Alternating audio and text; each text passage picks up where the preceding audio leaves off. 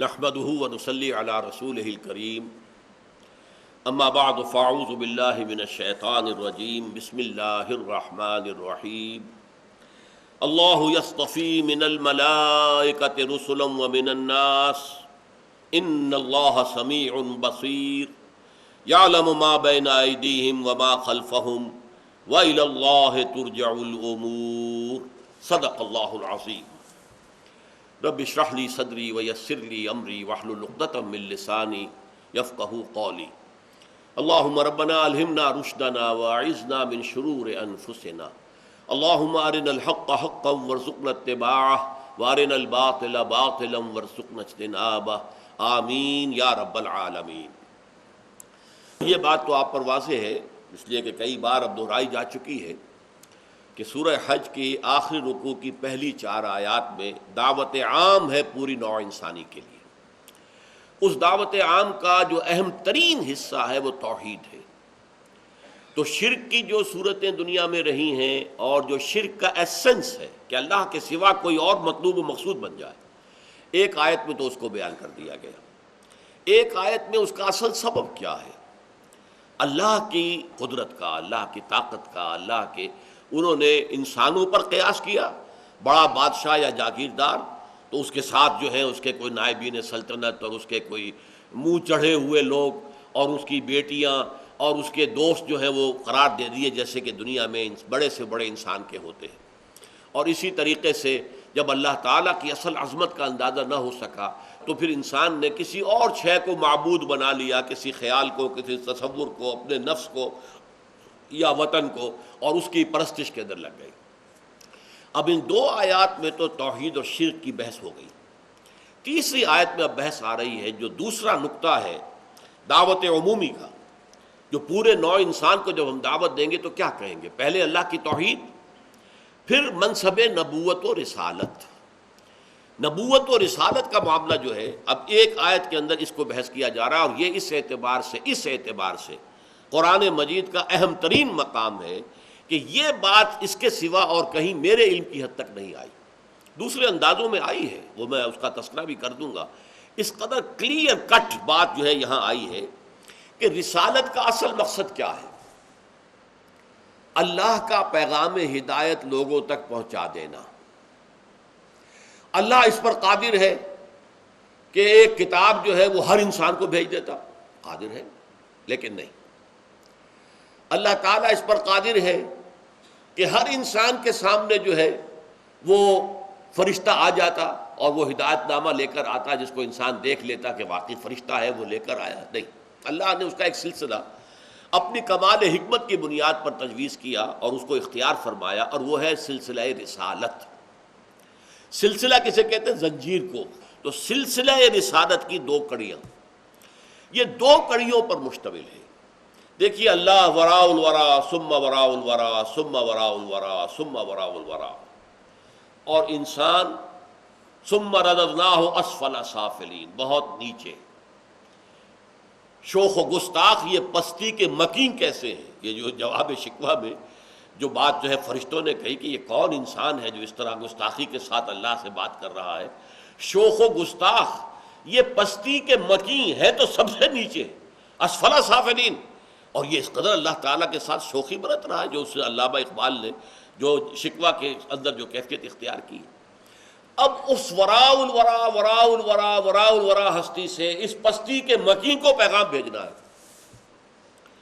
ایک پیغام اللہ براہ راست بھی بھیج سکتا ہے بغیر کسی فرشتے کی درمیان میں کسی کڑی کو استعمال کیے ہوئے، اس کو ہم کہتے ہیں الہام، دل میں ڈال دیتا ہے۔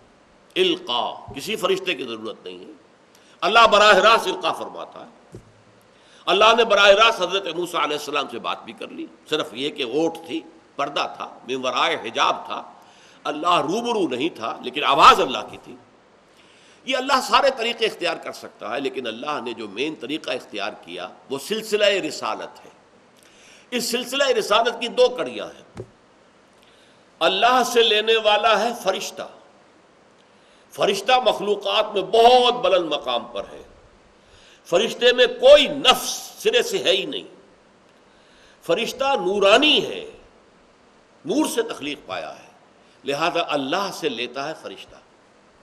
لیکن فرشتہ بھی مخلوق ہے، مخلوق ہونے کے ناطے وہ انسانوں کی صف میں بھی ہے، انسان بھی مخلوق، جن بھی مخلوق، فرشتہ بھی مخلوق، لہذا اللہ سے لیا فرشتے نے اور پہنچایا انسانوں میں سے کسی منتخب شدہ انسان کو۔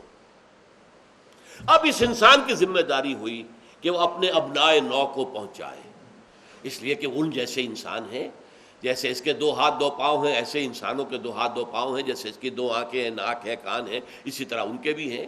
جس طرح اسے بھوک لگتی ہے انہیں بھی لگتی ہے، جس طرح اسے ضرورات زندگی جو ہے پیش آتی انہیں بھی آتی ہیں۔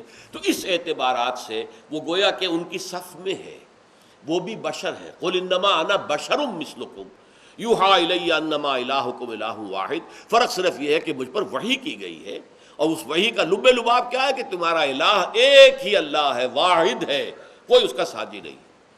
تو یہ ہے جس کو میں نے سلسلہ نبوت سے تعبیر کیا۔ اب یہاں دیکھیے آیت کیا ہے، اللہ یصطفی من الملائکۃ رسلا ومن الناس۔ اللہ چن لیتا ہے، پسند کر لیتا ہے فرشتوں میں سے بھی اپنے پیغام بر، رسل، رسل رسول کی جمع ہے۔ ارسلہ یرسلو ارسالن، کسی کو بھیجنا، بھیجا، ارسلہ یرسلو ارسالن، ارسال، اس سے مرسل بھی بنتا ہے، مرسلین۔ فَلَنَسْأَلَنَّ الَّذِينَ أُرْسِلَ إِلَيْهِمْ وَلَنَسْأَلَنَّ الْمُرْسَلِينَ۔ سورہ اعراف کی یہ 6 آیت ہے، اس کو نوٹ کیجئے۔ وَلَنَسْأَلَنَّ الَّذِينَ أُرْسِلَ إِلَيْهِمْ، ہم ان سے بھی پوچھیں گے جن کی طرف ہم نے رسولوں کو بھیجا۔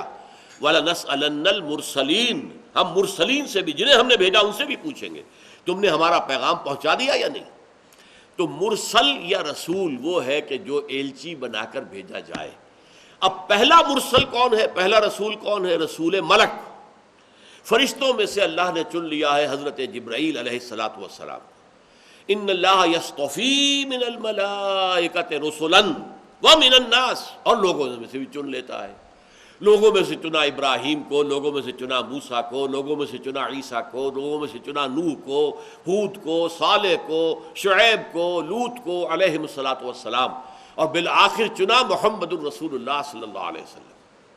تو یہ 2 کڑیاں ہو گئیں رسالت کی، کہ ایک رسول ملک ہے جو اللہ سے لیتا ہے، اللہ سے قرب رکھتا ہے، کیوں کہ وہ نورانی ہے، اس میں کوئی نفس حیوانی سرے سے ہے ہی نہیں، لہذا اللہ سے براہ راست لینا اس کا بالکل قرین قیاس ہے، اس کا قرب ہے۔ پھر وہ پہنچاتا ہے رسول بشر کو، اس لیے کہ مخلوق ہونے کے ناطے وہ رسول کے قریب ہے، رسول بشر کے قریب ہے، کہ جیسے رسول بشر مخلوق ہے ایسے ہی وہ جو رسول ملک ہے وہ بھی مخلوق ہے۔ اب ذمہ لگتا ہے اس رسول بشر کے کہ اب پہنچاؤ اپنے جو بھی ابنائے نو ہیں، جو اپنی نو کے انسان ہیں، اپنی قوم ہیں، اپنے لوگ ہیں، ان کو پہنچاؤ۔ یہاں ذرا نوٹ کیجئے ایک لفظ آیا استفاء، اور آخری آیت جو سورہ مبارکہ کی ہے اس میں لفظ آ رہا اجتباء۔ اللہ یصطفی من الملائکۃ رسلا ومن الناس، اور آخری آیت میں ہے هو اجتباکم، اس نے تمہیں چن لیا ہے۔ ان 2 الفاظ کے درمیان جو فرق ہے اس کو اچھی طرح سمجھ لیجئے۔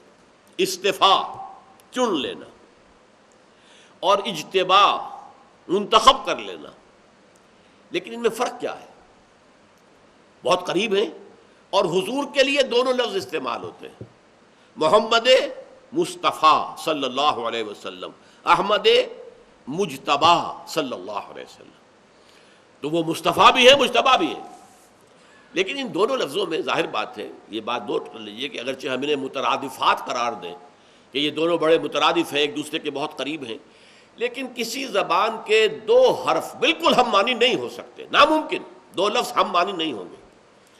ایک معنی کے لیے نہیں پیدا گھڑے جاتے الفاظ، اگر 2 الفاظ جدا ہیں تو مفہوم بھی جدا ہے، یقیناً کوئی نہ کوئی باریک فرق ہے، آپ نہیں سمجھ پا رہے ہیں، لیکن ان کے درمیان جو فرق ہے اس کو آپ صلے کے اعتبار سے پہچان سکتے ہیں، باریک بات۔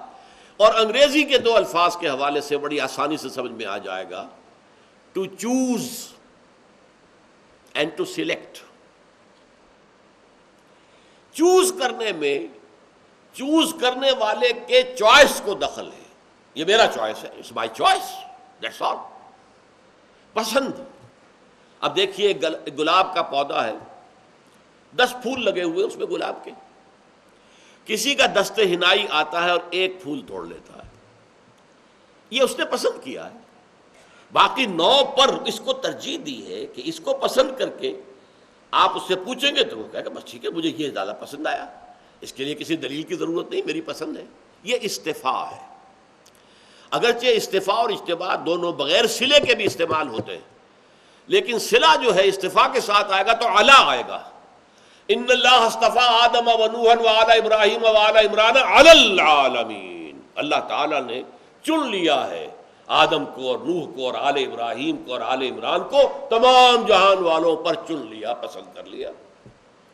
حضرت مریم کے بارے میں آتا ہے اسی سورہ آل عمران میں، ان اللہ اصطفاک وطہرک واصطفاک علی نساء العالمین، اے مریم تمہیں اللہ نے چن لیا ہے اور بہت پاک کر دیا ہے، اور تمہیں چن لیا ہے تمام عالم کی خواتین کے اوپر۔ یہ اعلیٰ آئے گا۔ کسی کا اپنا چوائس، اپنی پسند، اس کی بنا پر وہ ترجیح دیتا ہے، کسی کو چن لیتا ہے۔ لیکن اجتباء کہتے ہیں سلیکٹ کرنے کو، جیسے آپ کے ہاں ہوتا ہے کہ ہاکی کی ٹیم سلیکٹ کرنی ہے، آپ کھلواتے ہیں کھلاڑیوں کو، پھر ان میں سلیکٹ کرتے ہیں بہترین کھلاڑی کون سے ہیں، اس لیے کہ میچ کے لیے بھیجنا ہے، انٹرنیشنل میچ کے اندر جانا ہے، تو آپ سلیکشن کرتے ہیں، وہ سلیکشن بورڈ ہوتا ہے وہ۔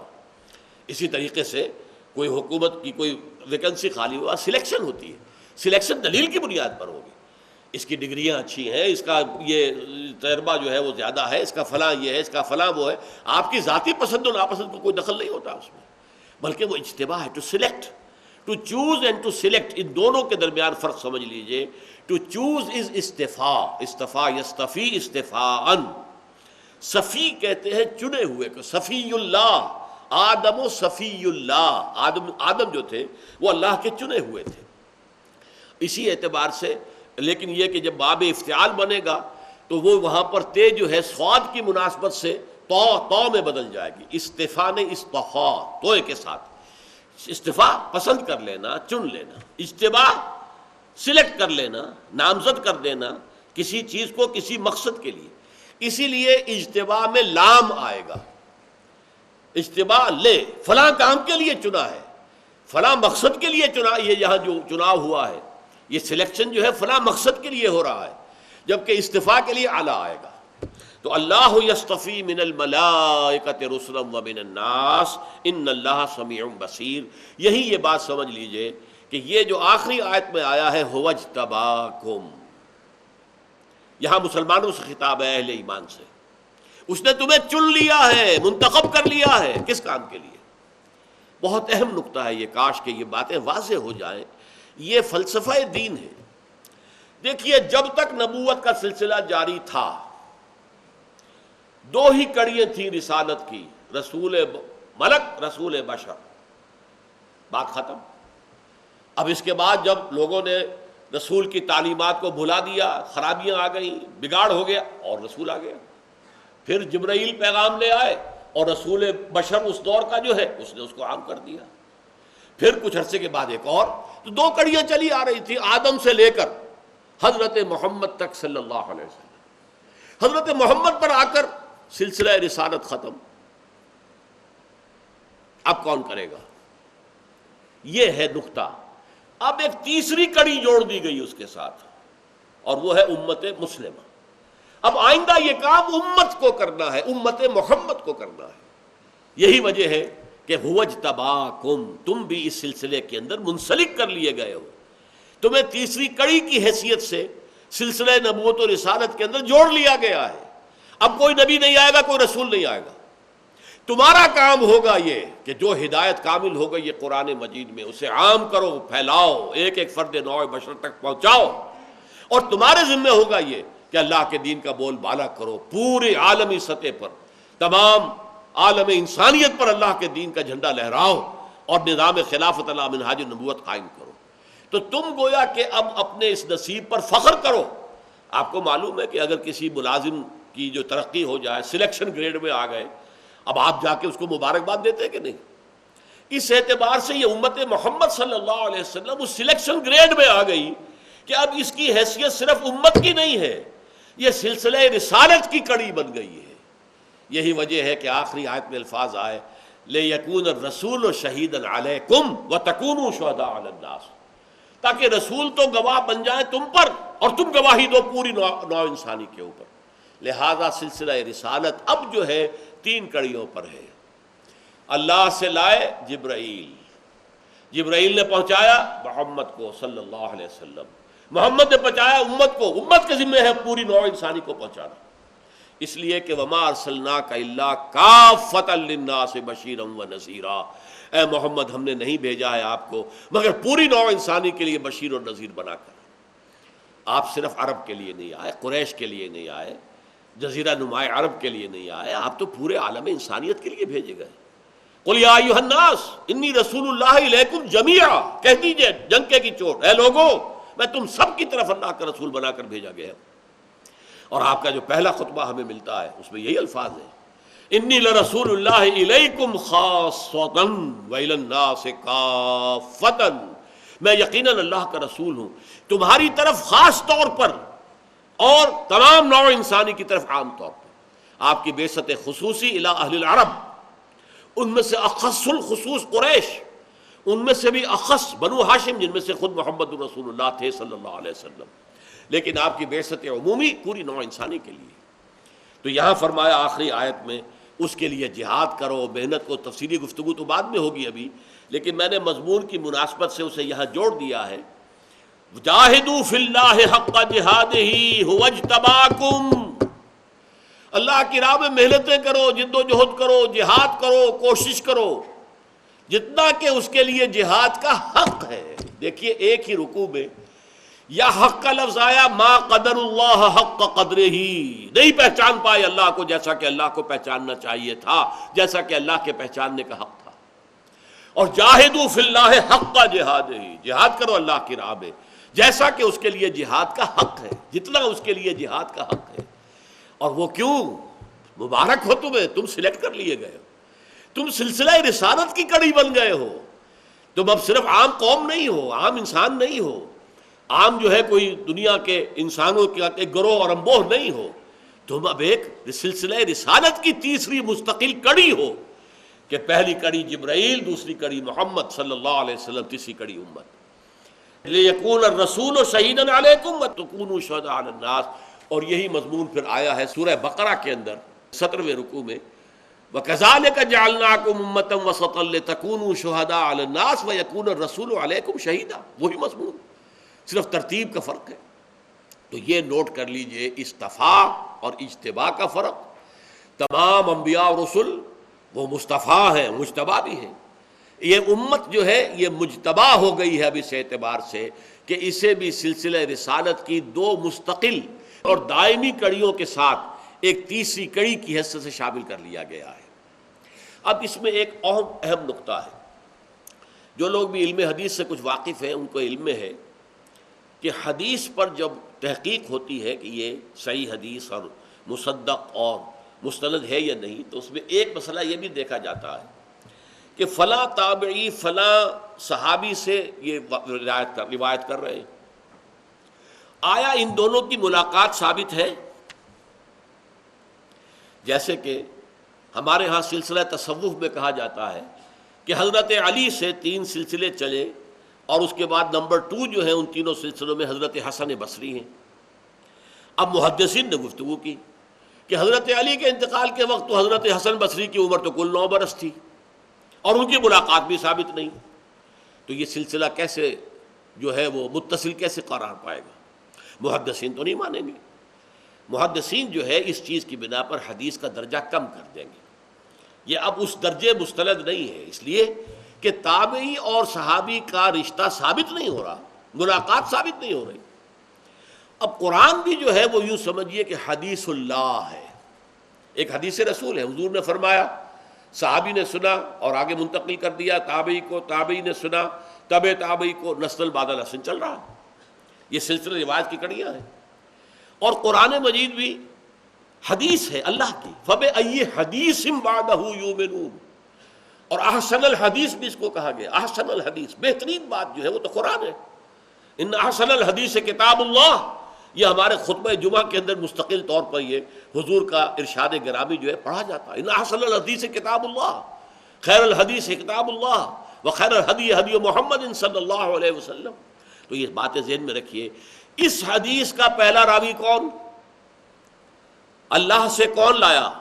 جبرائیل۔ تو راوی نمبر 1 جبرائیل، راوی نمبر 2 حضرت محمد صلی اللہ علیہ وسلم۔ آیا ان کی ملاقات ثابت ہے؟ رویت ثابت ہے؟ یہ مسئلہ بڑا اہم مسئلہ ہے۔ یہی وجہ ہے کہ قرآن مجید میں 2 مقامات پر اس کی بحث ہوئی ہے۔ ایک طرف حضور کا ذکر پہلے آیا سورۃ النجم میں، والنجم اذا ہوا ما ضل صاحبکم وما غوا وما ينطق عن الهوى ان هو الا وحی یوحى علمہ شدید القوی۔ اب حضرت جبرائیل کا ذکر آ گیا، اور اسی ضمن میں آیا افتمارونہ علی ما یری، کیا تم محمد سے جھگڑا کرتے ہو اس شے پر جو اس نے دیکھی ہے صلی اللہ علیہ وسلم۔ جبرائیل کو انہوں نے دیکھا ہے۔ وَلَقَدْ رَآهُ نَزْلَةً أُخْرَىٰ عِندَ سِدْرَةِ الْمُنتَهَىٰ، اور سورہ تکویر میں فرمایا گیا وَلَقَدْ رَآهُ بِالْأُفُقِ الْمُبِينِ وَمَا هُوَ عَلَى الْغَيْبِ بِضَنِينٍ وَمَا هُوَ بِقَوْلِ شَيْطَانٍ رَجِيمٍ۔ رویت جو ہے حضرت جبرائیل کی، دیکھیے حضرت جبرائیل یا تو انسانی شکل میں آتے تھے، تو ظاہر بات ہے کوئی دقت ہی نہیں۔ عام طور پر حضرت دحیہ کلبی رضی اللہ تعالیٰ عنہ کی شکل میں آتے تھے، وہ نہایت حسین تھے، صحابہ میں سے نہایت حسین و جمیل، ان کی شکل میں حضرت جبرائیل آ جاتے تھے۔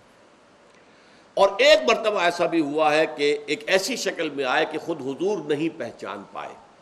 حدیث جبرائیل میں جو ذکر ہے، جبرائیل آئے تھے ایک ایسے شخص کی صورت میں کہ نہ اس کے بالوں میں کوئی ریت ہے، کوئی غبار ہے، کپڑے بڑے براق سفید پہنے ہوئے، بال چمکیلے سیاہ ہیں، لیکن حضرت عمر جو راوی ہیں کہتے ہیں ہم میں سے کوئی اسے جانتا بھی نہیں تھا، یہ ہے کون، کہاں سے ٹپک پڑا ہے۔ اگر یہ مسافر ہوتا تو اس کے اوپر آثار سفر ہونے چاہیے تھے، یہاں کا رہنے والا ہوتا تو ہم میں سے کوئی اسے جانتا، سب کے سب ہکا بکا ہو کر دیکھ رہے کہ یہ ہے کون۔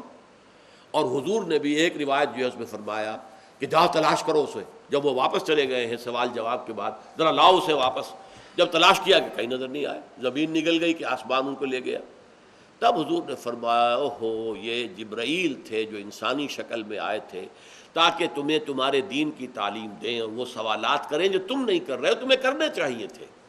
اسلام کیا ہے، ایمان کیا ہے، احسان کیا ہے، یہ سوالات تمہیں کرنے چاہیے، تم نے نہیں کیے۔ اذ لم تسألوہ، جب تم نے یہ سوالات نہیں کیے تو اللہ نے جبرائیل کو انسانی شکل میں بھیجا۔ لیکن یہ انسانی شکل میں ہونا تو ظاہر بات ہے ان آنکھوں نے دیکھا، حضور کی ان آنکھوں نے۔ ایک ہے اصل ملک کی شکل میں جو فرشتے کی اصل صورت ہے، اس میں صرف 2 مرتبہ دیکھا حضور نے۔ ایک مرتبہ افق الاعلیٰ یا افق المبین جس کا ذکر سورہ تکویر میں ہے، اور اس صورت کے اندر بھی شروع میں موجود ہے، اس لیے کہ حضور آ رہے تھے، غار حرا سے نیچے اتر رہے تھے کہ آواز آئی یا محمد۔ آپ نے آگے پیچھے دیکھا، دائیں بائیں دیکھا، کوئی نہیں ہے، تھوڑی سی گھبراہٹ ہوئی ہے، کیسی ہے، کس کی آواز؟ چل پڑے آگے، پھر آواز آئی یا محمد، پھر دیکھا دائیں بائیں آگے پیچھے کچھ نہیں، پھر چلے یا محمد۔ اب اچانک نگاہ اٹھی آپ کی اوپر، تو جبرائیل پورے افق پر چھائے ہوئے تھے، بیٹھے ہوئے تھے۔ وَهُوَ بِالْأُفُقِ الْأَعْلَىٰ ثُمَّ دَنَا فَتَدَلَّىٰ، یہ کیفیت جو ہے سورہ نجم میں آئی ہے۔ وَهُوَ بِالْأُفُقِ الْمُبِينِ، کھلی اور بالکل انسانی شکل میں، وہ اصل ملک کی صورت میں، فرشتے کی صورت میں، اور پورا افق بھر گیا تھا۔ ظاہر بات ہے فرشتہ ہے، وہ کوئی انسان نہیں۔ تو ایک مرتبہ تو آپ نے فرشتے کو اصل شکل میں اپنی ان آنکھوں سے دیکھا ہے، پہاڑ جبل النور سے نیچے اترتے ہوئے، اور اس کے بعد پھر وہ آیات نازل ہوئی سورہ مدثر کی کہ جن سے حضور کی رسالت کا آغاز ہوا۔ یا ایھا المدثر، جب آپ چلے گئے اور آپ پر ایک دہشت سی طاری ہو گئی اور گھر میں جا کر آپ کمبل اوڑھ کر لیٹ گئے، تو پھر یہ آیات اتری ہے یا ایھا المدثر قم فانذر وربک فکبر وثیابک فطہر والرجز فاہجر ولا تمنن تستکثر ولربک فاصبر۔ یہ 7 آیات نازل۔ اور ایک مرتبہ شب معراج میں حضور نے دیکھا ہے حضرت جبرائیل کو، وَلَقَدْ رَآهُ نَزْلَةً أُخْرَىٰ عِندَ سِدْرَةِ الْمُنتَهَىٰ عِندَهَا جَنَّةُ الْمَأْوَىٰ إِذْ يَغْشَى السِّدْرَةَ مَا يَغْشَىٰ مَا زَاغَ الْبَصَرُ وَمَا طَغَىٰ لَقَدْ رَآ مِنْ آيَاتِ رَبِّهِ الْكُبْرَىٰ۔ اب ان تمام آیات کا ترجمہ یا تفسیر اس وقت مطلوب نہیں ہے۔ سفر معراج میں حضرت جبرائیل آئے ہیں۔ معراج کا پہلا حصہ جو ہے سفر کا وہ زمینی تھا، مسجد حرام سے مسجد اقصیٰ تک۔ مسجد اقصیٰ کے ساتھ جو قبۃ الصخرہ بنا ہوا ہے، وہ چٹان جو اس کے نیچے ہے، اس قبے کے نیچے جو بڑا سا گنبد نظر آتا ہے ٹیلی ویژن اسکرین کے اوپر، اس کے نیچے ایک چٹان ہے۔ اس چٹان سے پھر آسمانی سفر شروع ہوا، وہاں سے ثم عرج بی، پھر مجھے اٹھایا گیا، چڑھایا گیا، اور جب سدرۃ المنتہا پر پہنچ گئے، اب یہ کیا ہے ہم نہیں سمجھ سکتے۔ یوں سمجھ لیجئے کہ عالم خلق اور عالم امر کی سرحد ہے، جس سے آگے جو ہے کوئی مخلوق جو ہے وہ پر نہیں مار سکتی۔ جبرائیل نے بھی کہا کہ اے محمد اب میں آگے نہیں جا سکتا۔ اس میں الفاظ بھی آئے ہیں بے سوز تجلا بے سوزت پرم، اگر یکسرے منہ برتر پرم بسوز تجلا بسوزت پرم، اگر میں اب اس سے آگے ایک بال برابر بھی آگے جاؤں گا تو اللہ کی جو تجلیات ہیں اس کی حرارت اور اس کی گرمی سے میرے پر جل جائیں گے۔ یہاں پر پھر حضرت جبرائیل پھر اپنی اصل شکل میں ظاہر ہوئے۔ اب تک وہ انسانی شکل میں ساتھ تھے، اب اصل شکل میں ظاہر۔ وَلَقَدْ رَآهُ نَزْلَةً أُخْرَىٰ عِندَ سِدْرَةِ الْمُنتَهَىٰ، وہ جو بیری کا درخت ہے جو انتہا ہے مخلوقات اس سے آگے نہیں جا سکتے۔ اِذْ يَغْشَى السِّدْرَةَ مَا يَغْشَىٰ مَا زَاغَ الْبَصَرُ وَمَا طَغَىٰ، اور جب کہ اس بیری کے درخت کو ڈھانپے ہوئے تھا، جو ڈھانپے ہوئے تھا تم نہیں سمجھ سکتے کیا ڈھانپے ہوئے تھا، وہ تجلیات باری تعالیٰ، تم اس کا اندازہ نہیں کر سکتے، تمہاری زبان میں کوئی لفظ نہیں ہے جو اس کی تعبیر کر سکے۔ اِذْ يَغْشَى السِّدْرَةَ مَا يَغْشَىٰ، دیکھیے کس قدر اس کو مبہم رکھا گیا، جب کہ ڈھانپے ہوئے تھا بیری کو، جو ڈھانپے ہوئے تھا تم نہیں جان سکتے، جو ڈھانپے ہوئے۔ اللہ کی تجلیات ذاتیہ، خصوصی تجلیات اس بیری کے درخت کے اوپر پڑ رہی تھی۔ لَقَدْ رَأَىٰ مِنْ آیَاتِ رَبِّهِ الْكُبْرَىٰ مَا زَاغَ الْبَصَرُ وَمَا طَغَىٰ۔ اس آیت کا مفہوم تو میں علامہ اقبال کے ایک شعر کے بغیر نہیں سمجھ پایا تھا۔ علامہ اقبال کی نہایت عظیم نظم ہے ذوق و شوق بال جبرائیل میں۔ میری ذاتی رائے میں علامہ کی شعریت اپنے نقطۂ عروج پر جو ہے وہ اس نظم میں ہے، اور اس کے آخر میں ایک شعر ہے، ایک تو شعر بڑا عجیب ہے، تیری نظر میں ہے تمام میرے گزشتہ روز و شب، مجھ کو خبر نہ تھی کہ ہے علم نخیل بے رطب۔ اے اللہ تیری نگاہ میں ہے میری پوری زندگی، میں نے علم حاصل کیا، فلسفہ پڑھا یا مشرق کا مغرب کا، لیکن مجھے معلوم نہیں تھا کہ یہ علم جو ہے یہ ایک ایسے کھجور کے درخت کے مانند ہے جس میں کھجور لگتی نہیں، نخیل بے رطب۔ مجھے تو اس علم سے کچھ حاصل نہیں ہوا، مجھے یقین حاصل نہیں ہوا، مجھے تیری معرفت حاصل نہیں ہوئی۔ خرد کی گتھیاں سلجھا چکا میں، میرے مولا مجھے صاحب جنوں کر۔ اے اللہ بن عقلی گتھیوں کو تو جو بھی تھا میں سلجھا چکا، اب مجھے میرے اندر جنون پیدا کر دے، عشق پیدا کر دے، عشق کی دیوانگی پیدا کر دے۔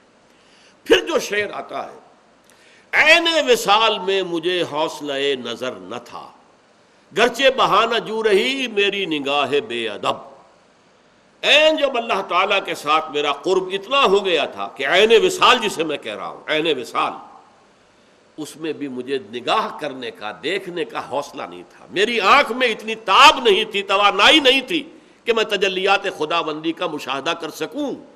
گرچہ بہانہ جو رہی میری نگاہ بے ادب، اگرچہ میں بے ادب ہوں، میری نگاہ چراتی رہی کسی طریقے سے، بہانے کرتی رہی کہ کچھ نہ کچھ جھلک دیکھ لوں، لیکن تاب نہیں تھی، ہمت نہیں تھی۔ اس کے برعکس کیفیت ہے جو سورہ نجم کی اس آیت میں آئی، ما زاغ البصر وما طغیٰ، نہ تو نبی کی نگاہ ٹیڑھی ہوئی، کج ہوئی، یعنی جب آپ کے سامنے فرض کیجئے کہ ایک دم بہت بڑی روشنی کر دی جائے تو آپ نگاہ ہٹائیں گے کیونکہ اس روشنی کی آپ تاب نہیں لا پا رہے، نہیں، نبی نے دیکھا ہے، نگاہ جما کر دیکھا ہے، اس کے اندر یہ تاب تھی، یہ توانائی تھی، یہ صلاحیت تھی۔ ما زاغ البصر، ان کی نگاہ کج نہیں ہوئی، ٹیڑھی نہیں ہوئی، چندھیائی نہیں۔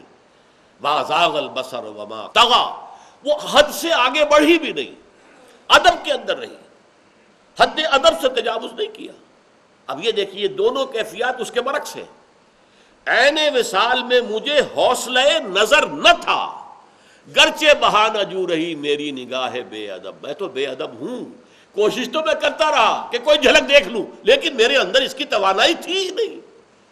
لیکن یہاں یہ ہے کہ محمد نے مشاہدہ کیا ہے ان تمام جو بھی تجلیات ربانیہ ہو رہی تھی اس بیری کے درخت پر، لقد رأى من آیات ربہ الکبریٰ، اس نے اپنے رب کی عظیم ترین آیات کا، کبریٰ اکبر کا مؤنث ہے، عظیم ترین آیات کا مشاہدہ کیا ہے اس وقت۔